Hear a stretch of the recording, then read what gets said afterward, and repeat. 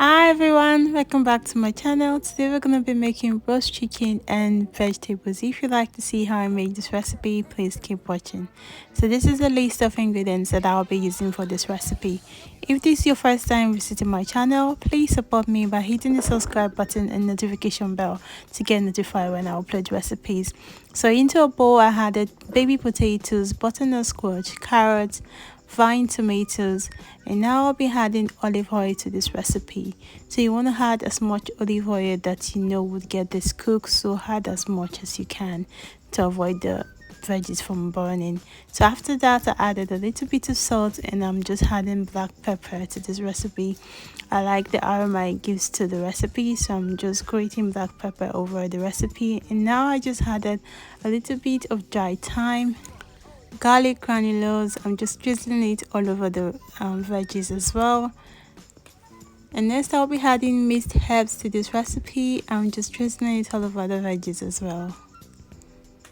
And also I'll be adding dried rosemary to this recipe. Also they give it a very nice aroma when roasting.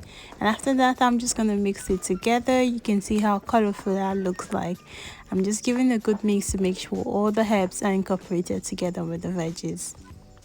Next I'll be adding clear honey to this recipe. I'm just drizzling it all over the veggies. This is optional guys, you can skip this if you don't want that sweet taste, but trust me, it gives a very sweet and nice taste after roasting. This is how my veggies look like. So next I'm going to be marinating the chicken breast.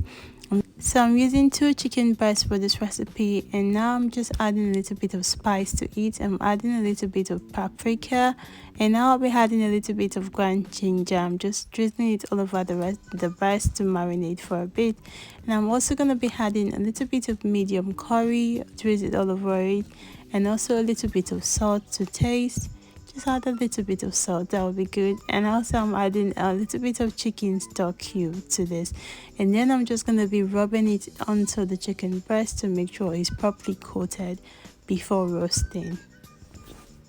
If you like this recipe so far, please don't forget to give it a thumbs up, hit the like button, and I'll know you like this video. Thank you. So I'm also adding the same spices I used to the back of the chicken breast. I noticed the back wasn't properly coated with the spices, so I'm just doing the same process all over again.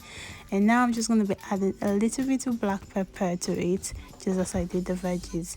And into my baking pan, I coated my baking pan with tin foil to avoid it from burning while roasting the veggies. So I'm just adding the chicken breast to the middle of the baking pan, and now I'll be adding the veggies, which I mixed with the spices earlier on, onto the pan in different sections of the pan. You can see how good that looks. It looks colorful already. And now I'll be adding all the veggies onto the pan. You can see how good it looks.